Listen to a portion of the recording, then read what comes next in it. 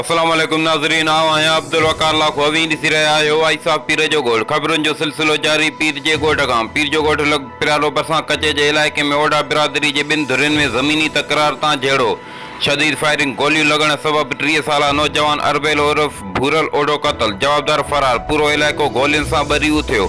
फैज़ Mohammad window police केतिराई कलाक गुज़रण बाद वाक़े वारे हंधि पहुती। ख़बर मूजिबि पीर जो ॻोठ लॻ पिरालो भरिसां उलरा जागिर जी कचे वारे इलाइक़े फैज़ मोहम्मद बिंडो थाणे जी हद कलंदर बख्श ओडो में ज़मीन जे मालिकी जे मामले तां ओडा बिरादरी जे इल्ताफ़ ओडो अरबेलो उर्फ भूरल ओडो जे ॿिनि धुरियुनि में जहिड़े दौरान इल्ताफ़ ओडो वारे धुर हथियारनि जा मुंहं धुर मथां खोले छिती फायरिंग करे ॾिनी, जंहिंजे नतीजे में गोलियूं लॻण सबबि 30 साला नौजवान अरबेल उर्फ भूरल पुटु नूरल ओडो मौक़े ते ई क़तल थी वियो। जवाबदार धुर फरार थी विया।